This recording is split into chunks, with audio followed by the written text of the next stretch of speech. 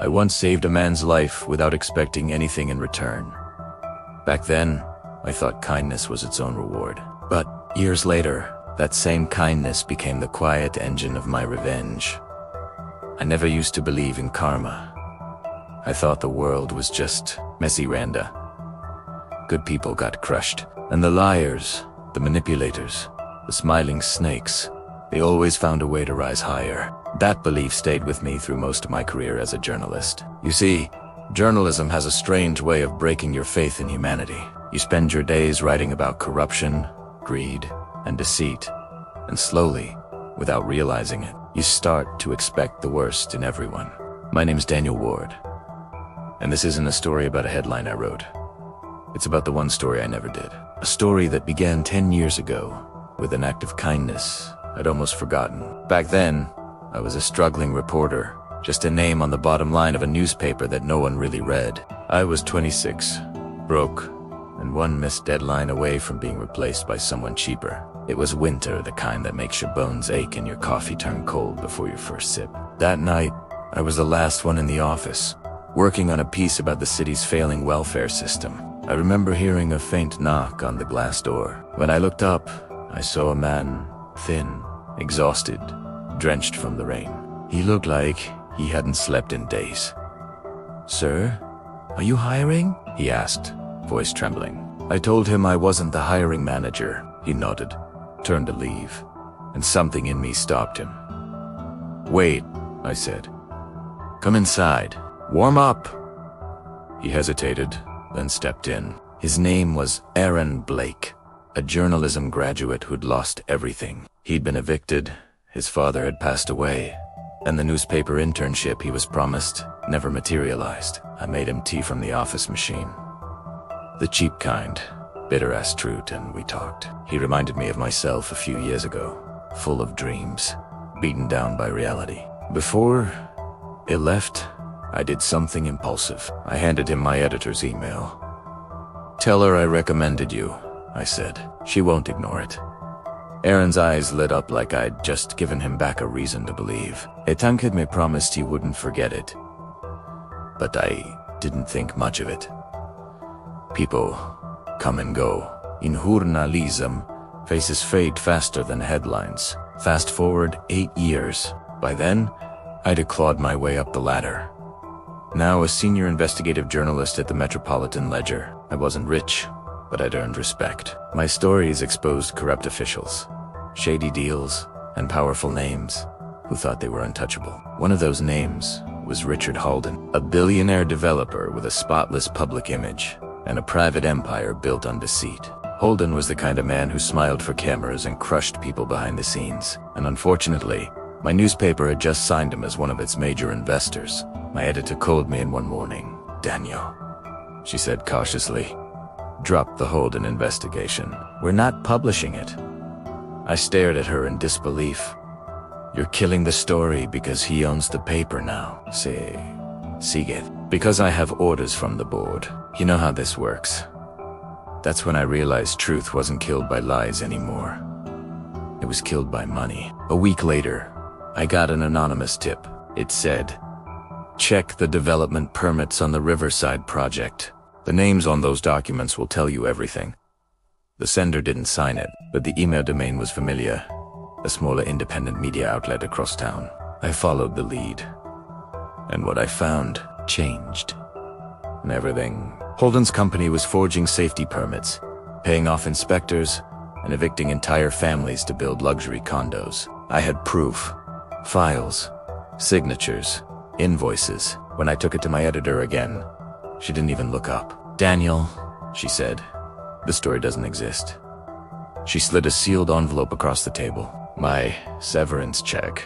That was the day I lost my job, and with it, my faith in the system I'd once believed in once passed. No one wanted to hire a journalist blacklisted by a billionaire. The media world is small, and Holden owned too many pieces of it. I started freelancing, writing independent reports under pseudonyms, scraping by, hoping for one last shot at redemption. And then one day, I got a message.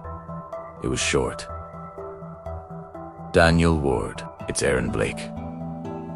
You once helped me when no one else did. I think it's my turn now. For a moment, I didn't even remember who he was. But when he mentioned that rainy night 10 years ago, it all came flooding back. Aaron was now the editor-in-chief of a small but rapidly growing investigative media firm called the Veritas Chronicle. Independent, fearless, he built it from scratch, fueled by the same fire I once had before the system buried it. We met for coffee. He smiled as he shook my hand. "You taught me what real journalism looks like," he said. "And now, I want you to finish what you started." He slid a folder across the table. Inside were fresh documents, more damning than anything I'd found before. Financial trails, secret recordings, and whistleblower testimonies, all pointing to Holden. Aaron leaned back. "I've been building this story for months," he said quietly, "but I didn't know the man who started it all was you." That was the first time in years. I felt the old fire again, the kind that burned not for fame, but for truth. Together, we worked in silence, tracing Holden's empire of fraud, rebuilding the case, piece by piece. Every night was a battle between fear and conviction. Holden's men had resources, power, and lawyers. We only had determination and the truth. But the truth, once it starts breathing, doesn't die easy. Then one night, Aaron called me. His voice was low, urgent. "Daniel, we've been compromised. Someone leaked our progress. They know we're coming for them." My stomach dropped. "Who? Your old editor?" he said. "She's been on Holden's payroll the entire time."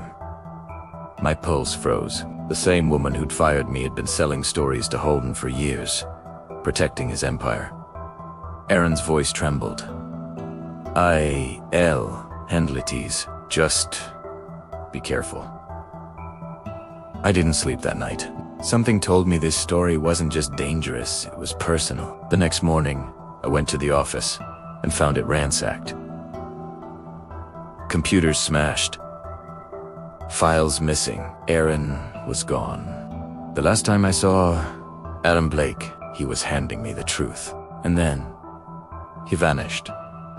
The police called it a breaking gun roll. The office was destroyed, the files gone, and the only clue left was a broken hard drive smashed into fragments. But I knew better. This wasn't random.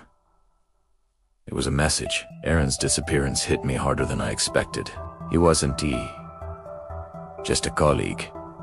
He was a mirror of the man I used to be. Hopeful, honest. And now, missing. The next few weeks blurred together. I questioned everyone. The janitor, the building manager, Aaron's assistant. No one knew anything. It was like 80 vanished into smoke. Until one night, I got an unmarked envelope slipped under my apartment door. No return address, just a flash drive. I hesitated before plugging it in. When the screen flickered to life, my blood froze. It was footage, grainy security camera clips, showing Aaron being taken from the office by two men in suits. And one of them I recognized instantly. Richard Dalton, head of security. The video ended with a still frame. Aaron's terrified face, just before being shoved into a black SUV. And beneath it, a short note appeared on the screen. "He shouldn't have dug too deep." I sat there in silence, staring at the words, heart pounding so loud it drowned the rain outside. For years, I'd exposed others' crimes. Now, the crime was personal. That night, I made a decision. Not as a journalist, but as a man who'd finally had enough. I started digging again, quietly, methodically, using contacts I'd made over the years. Former cops, ethical hackers, disgruntled employees. Piece by piece, the puzzle came back together. Holden's corporation wasn't just laundering money. It was erasing people. Anyone who tried to expose them, gone. Threats, bribes, or silence by force. And then I found something that made my hands shake. A private shell company, Varakari Holdings, used to funnel money into fake charities. The documents listed board members. One name stood out, Evelyn Ross, my former editor. She was the one who'd fired me, the one who killed my first Holden story. And now, she was on his payroll, helping bury journalists like Aaron. That night, I confronted her. She still worked in the same high-rise office. Glass walls, fake smiles, the whole corporate theater. When she saw me walk in, she froze mid-sentence. "Daniel, what are you doing here?" "I'm here to ask you a question," I said. "Where's Aaron Blake?" Her lips tightened. "I don't know who you're talking about." I took out my phone and played the footage. Her face drained of color. "Daniel, you don't know what you're getting into," she whispered. "Holden is dangerous. This isn't your fight." "It became my fight," I said. "The moment he took someone I cared about." She looked away.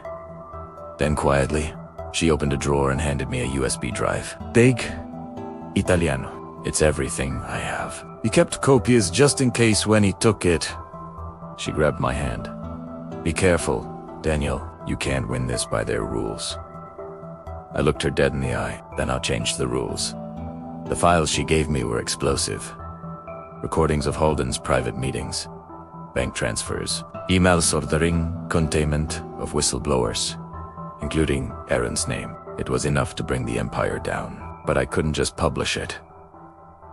Holden owned most of the media network, and if I went public too soon, he'd bury it before anyone saw. So I built something he couldn't silence, a hidden leak site. Anonymous, encrypted, impossible to trace. Every night, I uploaded more of his crimes, signed only with 3 words. "For the forgotten." The posts spread like wildfire. Every major outlet started quoting them. Every leak connected Holden's empire to another scandal. And then, when it was too late to stop it, I dropped the final file. It was footage of Aaron. Alive. The clip showed Aaron sitting in a dark room, being questioned by one of Holden's men, bruised but defiant. They demanded names, passwords, the identity of his source. He refused.